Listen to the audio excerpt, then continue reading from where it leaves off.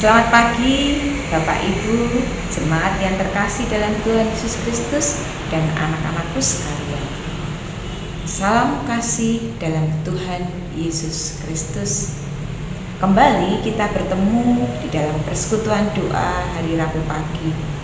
Dan sebelum kita membaca, merenungkan firman Tuhan, mari kita datang di dalam doa.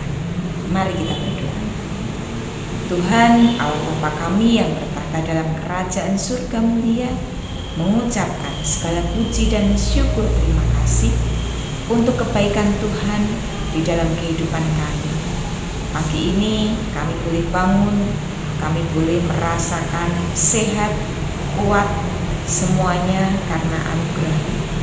Bahkan kami bersyukur pagi hari ini punya waktu dan kesempatan untuk boleh bersama-sama merenungkan bagian firman-Mu di dalam persekutuan doa hari Rabu bersama-sama dengan jemaat-Mu dimanapun mereka berada. Kerinduan kami, Engkau tetap di dalam kehidupan kami, memberikan kekuatan, memberikan topangan, memberikan motivasi. Melalui firman-Mu, Engkau menolong kami untuk kami boleh mempercayai bahwa kami berjalan bersama-sama dengan Tuhan. Waktu sepenuhnya kami serahkan kepada Tuhan. Berbicaralah melalui firman-Mu dan kami siap untuk mendengarkan. Hanya di dalam nama Putra-Mu yang tunggal Tuhan kami Yesus Kristus, kami berdoa dan mengucap syukur. Amin. Adik-adik, anak-anakku, jemaat yang terkasih dalam Tuhan Yesus Kristus, pagi hari ini kita bersama-sama belajar dari kitab Injil Markus, pasal yang pertama, ayat yang keempat sampai dengan ayat yang ketujuh. Injil Markus, pasal yang pertama, ayat yang keempat sampai dengan ayat yang ketujuh. Demikianlah Yohanes Pembaptis tampil di padang gurun dan menyerukan, "Bertobatlah dan berilah dirimu dibaptis, dan Allah akan mengampuni dosamu." Lalu datanglah kepadanya orang-orang dari seluruh daerah Yudea dan semua penduduk Yerusalem, dan sambil mengaku dosanya, mereka dibaptis di sungai Yordan. Yohanes memakai jubah bulu unta dan ikat pinggang kulit, dan makanannya belalang dan madu hutan. Inilah yang diberitakannya, "Sesudah aku akan datang Ia yang lebih berkuasa daripadaku. Membungkuk dan membuka tali kasutnya pun aku tidak layak." Sedemikian panjang pembacaan Injil Markus 1 ayat 4 sampai dengan 7. Dan nats kita pagi hari ini kita belajar bersama-sama dari ayat yang ke-7. Saya mengulangi lagi untuk kita semuanya. Inilah yang diberitakannya, "Sesudah aku akan datang Ia yang lebih berkuasa daripadaku. Membungkuk dan membuka tali kasutnya pun aku tidak layak." Dan tema kita pada pagi hari ini adalah kerendahan hati. Anak-anakku yang terkasih dalam Tuhan Yesus Kristus, masih ingat sebuah lagu sekolah minggu? Lama tidak sekolah minggu, saya berharap anak-anakku masih ingat lagu ini. Dia harus makin bertambah, ku harus makin berkurang. Nama Yesus saja yang disembah, ku di tempat paling belakang, dan seterusnya. Masih ingat ya anak-anak? Lagu ini seringkali dinyanyikan oleh anak-anak sekolah minggu untuk terus-menerus mengingatkan kepada anak-anak sekolah minggu bahwa yang dimuliakan dalam kehidupannya, yang disembah dalam kehidupannya, yang dipuji dan ditinggikan hanya Tuhan Yesus. Mengajarkan anak-anak sekolah minggu bahwa kita manusia belajar untuk tempat paling belakang semakin berkurang. Artinya belajar tentang kerendahan hati. Pagi hari ini kita bersama-sama belajar tentang sosok, yaitu seorang Yohanes Pembaptis. Siapa Yohanes Pembaptis ini? Yohanes Pembaptis ini adalah utusan Allah, nabi yang diutus oleh Allah, yang muncul sesudah kurang lebihnya 400 tahun tidak ada utusan Allah. Artinya apa? Artinya sosok Yohanes Pembaptis ini adalah sosok yang istimewa di hadapan Allah. Istimewa karena mulai dari dia dikandung oleh ibunya, di masa tuanya Elisabet masih hamil. Dengan setia Zakaria berdoa untuk Yohanes. Di masa tua mereka dianugerahi bayi, yaitu Yohanes. Istimewa lagi karena Yohanes ini memang dipilih oleh Tuhan untuk menjadi pembuka jalan bagi jalan, yaitu Sang Juru Selamat Tuhan Yesus Kristus. Bukti dari istimewanya Yohanes, dia adalah orang yang bukan sembarang orang. Dari ayat 4, 5, 6 kita mengetahui bagaimana sosok Yohanes ini menjadi teladan, menjadi guru, menjadi suhu, menjadi nabi. Banyak orang yang datang kepadanya bertobat dan dirinya dibaptis. Orang-orang itu datang dari seluruh daerah Yudea, semua penduduk Yerusalem. Mereka semuanya datang ke Sungai Yordan, kemudian dibaptis oleh Yohanes. Artinya Yohanes ini memiliki karisma, memiliki ajaran yang bisa diteladani dan dianut oleh para pengikut. Istimewa. Yang kedua, tidak hanya murid-muridnya, ternyata dia juga membaptis. Dia diberi kekuasaan dari Tuhan untuk membaptis para pengikutnya, mengakui dosanya, kemudian menyerahkan dirinya di Sungai Yordan. Artinya sosok Yohanes Pembaptis ini sangat istimewa. Tetapi ternyata ketika dirinya menyadari bahwa dia adalah istimewa di hadapan Tuhan, tidak membuat lantas Yohanes ini tinggi hati, sombong, lupa akan jati dirinya. Dia cukup tahu diri bahwa ketika dia diutus ke dunia, dia bukan penerima kedudukan, kekuasaan, bahkan penerima kemuliaan. Dia hanya dipakai Tuhan untuk membuka jalan. Sehingga muncul di ayat 7. Inilah yang diberitakannya. Sesudah aku akan datang ia Tuhan Yesus yang lebih berkuasa daripadaku. Membungkuk dan membuka tali kasutnya pun aku tidak layak. Membungkuk dan membuka tali kasut adalah sebuah pekerjaan seorang pelayan terhadap tuannya atau terhadap tamu tuannya. Yohanes yang begitu memiliki keistimewaan menyadari bahwa dirinya ternyata tidak lebih tinggi dari seorang pelayan. Bahkan mengatakan membungkuk dan membuka tali kasutnya pun aku tidak layak. Bukan berarti bahwa Yohanes Pembaptis ini kemudian memiliki rasa rendah diri, tetapi lebih kepada istilah tahu diri.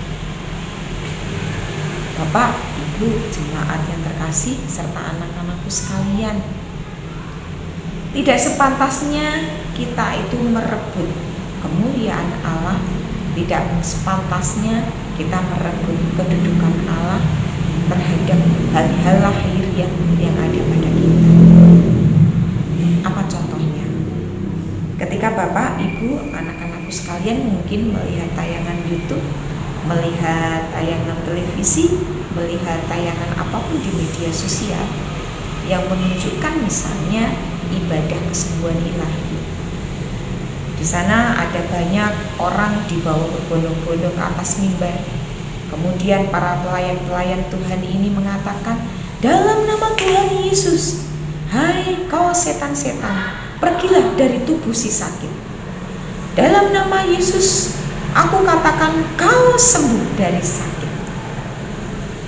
Bapak, Ibu, dan anak-anak yang terkasih, ini yang dikatakan mencuri kemuliaan Allah, mencuri kekuasaan Allah. Siapakah kita ini sehingga kita bisa memerintah Allah untuk menyembuhkan dengan paksa atas kemauan kita? Allah memiliki otoritas, kedudukan, kekuasaan yang lebih tinggi yang tidak bisa kita gantikan meskipun kita berstatus sebagai pelayan. Kekuasaan ataupun kemahakuasaan Allah memiliki otoritas pribadi untuk dia menyembuhkan atau tidak terhadap pasien siapapun yang ada atau dibawa oleh orang-orang di atas ini. Atau mungkin ketika kita terlibat dalam sebuah pelayanan, entah kita bertindak sebagai apapun juga, kemudian mungkin kita mengupload sesuatu ke media sosial dan kita mengatasnamakan, ini loh pelayanan. Untuk apa ketika kita mempertontonkan itu ke media sosial? Apa kita kemudian mencari likes, suka, kesukaan orang? Kita melupakan mencari kesukaan Allah dan kita lebih mementingkan mencari kesukaan di media sosial. Artinya itu sudah mencuri kemuliaan Allah. Kita hari ini belajar kembali untuk belajar tentang kerendahan hati seorang Yohanes Pembaptis. Meskipun dia istimewa di mata Allah, meskipun dia memiliki kemampuan luar biasa, dia cukup tahu diri bahwa dia hanya membuka jalan. Dia tidak takut kehilangan popularitasnya ketika dia menyiapkan orang-orang yang mengikuti dia mengenal Tuhan Yesus, bahkan membawa pengikut-pengikutnya untuk mengikuti Yesus, tidak mengikuti dia. Dia tidak lupa bahwa dia sebagai pembuka saja. Ada banyak juga contoh ketika di masa pandemi COVID-19 ini. Saya salut terhadap orang-orang yang memberikan bantuan tidak mengatasnamakan dirinya, kekayaannya, instansinya.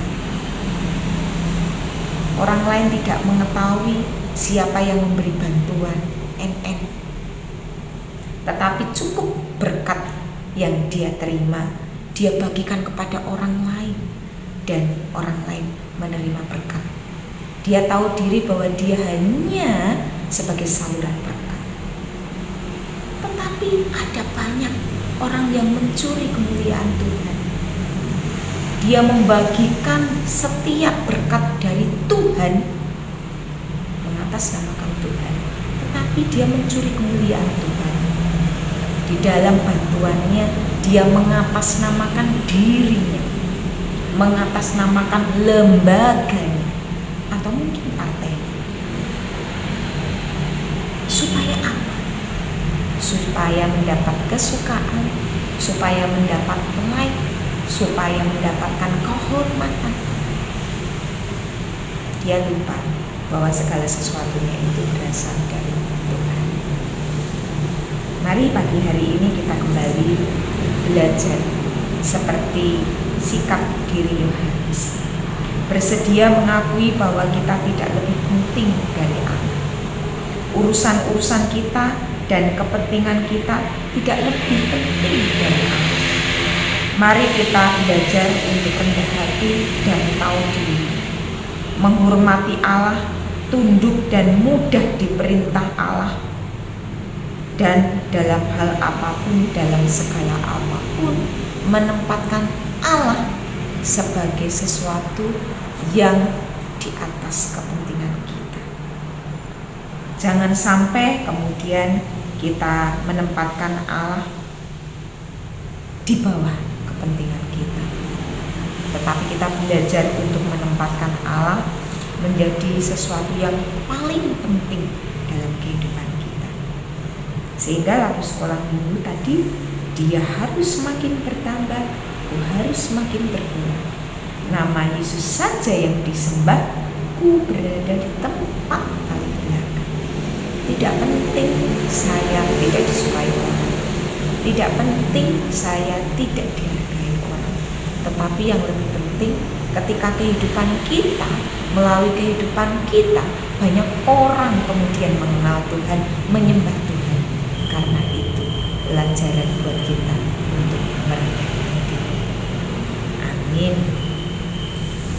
Mari anak-anak, Bapak, Ibu, dan saudara-saudara yang terkasih dalam Tuhan Yesus, kita akan menutup persekutuan doa pagi hari ini dengan kita berdoa. Mari kita berdoa. Tuhan Yesus, kami mengucapkan segala puji dan syukur terima kasih. Pagi hari ini kami belajar dari seorang tokoh, yaitu Yohanes Pembaptis. Sikapnya, kerendahan hatinya, belajar dari sikap tahu diri, siapa dirinya dan siapa Allah. Tuhan mampukan di dalam kehidupan kami terus-menerus memperbaharui untuk kami tidak tinggi hati, tidak sombong, dan selalu belajar tentang kerendahan hati. Dan kami juga berdoa kami mampu melewati setiap pergumulan kehidupan kami pada masa-masa yang tersulit saat ini, melewati pandemi COVID-19. Dengan kami tetap berharap Tuhan yang setia senantiasa menopang dan menolong kehidupan kami. Kami juga berdoa untuk anak-anak kami yang sudah mulai masuk pembelajaran di tahun ajaran baru ini. Pembelajaran jarak jauh membutuhkan pergumulan juga yang luar biasa. Kami lebih banyak harus meluangkan waktu mendampingi mereka. Bahkan sarana prasarana yang ada menuntut kami untuk menyediakan bagi pembelajaran jarak jauh bagi anak-anak kami. Namun kami percaya bahwa masa-masa ini pun Tuhan tidak pernah melewatkan kami. Engkau terus ada di tengah-tengah kami, bahkan berjuang bersama-sama kami. Kami mampu belajar melalui media apapun sehingga terus berkembang dan terus kami menjadi berkat bagi anak-anak kami. Engkau juga menolong kehidupan keluarga kami, suami, istri, orang tua, saudara kami, anak-anak kami. Kami terus bisa saling menopang, mengatasi setiap persoalan yang ada, bahkan saling mendukung. Sehingga kami bisa melewati masa-masa ini dengan penuh sukacita. Tidak menjadi sebuah beban, namun kami boleh menikmatinya karena Tuhan beserta dengan kami. Terima kasih Tuhan, dan mohon pengampunan jikalau di dalam persekutuan doa pada hari Rabu pagi ini ada dosa yang tidak berkenan di hadapan Tuhan Yesus. Kami mohon pengampunan, dan hanya di dalam nama Putra-Mu yang tunggal Tuhan kami Yesus Kristus kami berdoa dan mengucap syukur. Amin. Dan akhirnya terima kasih, selamat pagi, selamat berkarya untuk anak-anakku semuanya. Selamat belajar di dalam pelajaran jarak jauh. Tuhan Yesus memberkati kita semuanya. Amin.